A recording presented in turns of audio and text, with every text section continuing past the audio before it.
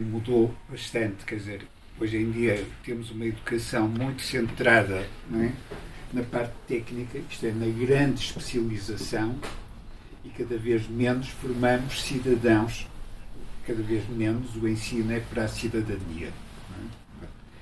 E parece-me a mim que esta parte dos testes que acompanha muito essa componente prática e demasiado especializada do ensino. Certo?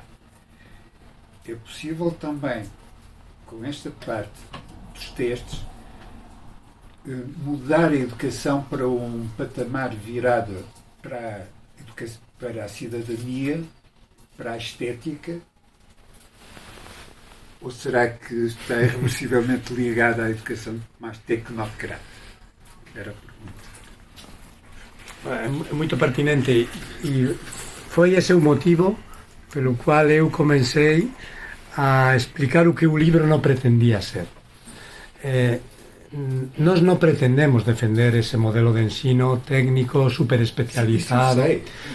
Agora, o que sí somos conscientes es que todos os sistemas educativos precisan tamén deste tipo de medições, porque a final de contas pues, hai que criar rankings que son moito discutidos en educación, mas existen. Hoy en día, pela necesidade que existe de comparar o desempeño en diferentes países, o programa PISA es un grande exemplo, ¿no? Que procura alumnos de 15 anos para medir determinado desempeño en esa edad. Agora, digo que non é incompatible el ter unha abordaxe en determinados contextos e en determinados momentos do proceso de ensino-aprendizaje que utiliza este tipo de ferramentas con unha visión moito máis holística da educación que prime valores cidadáns, que prime valores éticos, valores estéticos, porque son compatibles. Es decir, obviamente, há determinados conteúdos que non van a utilizar este tipo de ferramentas. Mas deben ser protagonistas na educación tamén. Como falaba no inicio, si nos para determinados conteúdos e en determinados contextos queremos facer unha metodoloxía de aprendizaje baseada en xogo ou aprendizaje baseada en escenarios. Obviamente, os testes padronizados non é unha ferramenta adecuada para medir ou para avaliar, porque hai moito avaliación por evidencias, avaliación por observación, há moito interpretación do propio profesor. Agora, na educación tamén va a continuar a existir a transmisión de información e de conteúdos. Nos, o que temos é que ponderar os pesos. Non pode estar todo virado para a transmisión de conteúdos e de información, porque eso era un modelo tradicional e sabemos que ese modelo ten moitas limitacións e empobrece as persoas, enriquece a información, mas se callar estamos a empobrecer aos alumnos na súa dimensión máis humana.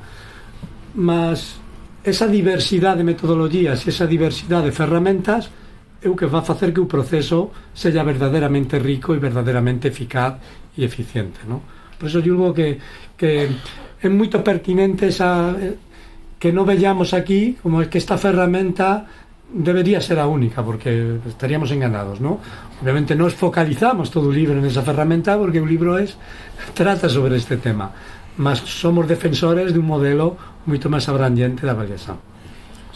Já agora só uma questão relacionada com isto.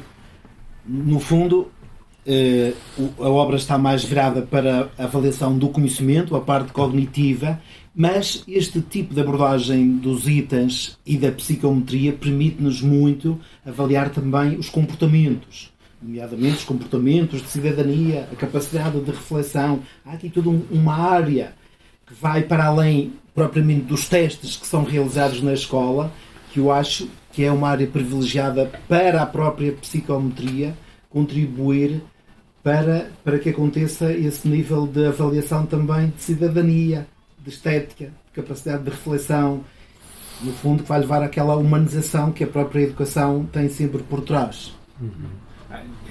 I think if you're going to do some kind of evaluation, and that's your choice. That's not psychometric. That is a educational choice. But at some point, you probably want to evaluate either the students or the teachers or both. And then all I'm saying is there's ways to do this better and to do it worse. And this approach that we're describing here has all kinds of options that, for example, it can be used as a diagnostic tool because it can tell you, okay, this student is particularly good or bad at a particular kind of question. That makes it a diagnostic tool. It combines, it makes pattern of things that students do not know, which would be hard to see if all you had was marks on the paper. It was okay, you know. The other thing is evaluation of essay questions, you know, long written questions, right? We know it's been known since the dawn of humanity. Even the Chinese knew it, who were the early Chinese were the first to do evaluation. They knew that graders make a big difference. And to tell you the truth, in many exams, the severity of the grader is almost as important as the knowledge of the students. If you look at the contribution of both parties to the scores, right? First of all, that is important to know. Second, that gives you an opportunity to do something about it, to teach the teachers or to use different kinds of whatever it is. And thirdly, statistically, you can say, well, yeah, we know he's a severe grader and he's not. You can adjust for that. So you don't want to do this every day, but in the past it was kind of hard. You need specialized software. These days you don't. You can do it online, and it's not hard to do. So that when you have different graders, you can equate their grades. So if he's the easy grader, he's the hard one. We can find the middle, and we correct his ratings and up, and we correct your ratings down, and we find the optimal middle, and so on. Those things have all been solved, now. What I've been working on a little bit is to make the software easier to use for non-specialists, teachers, people in educational, occupational testing. They want to use this, but they don't want to learn a lot of complicated stuff. What they want to do, they enter the data maybe, and then this thing says, okay, here you go.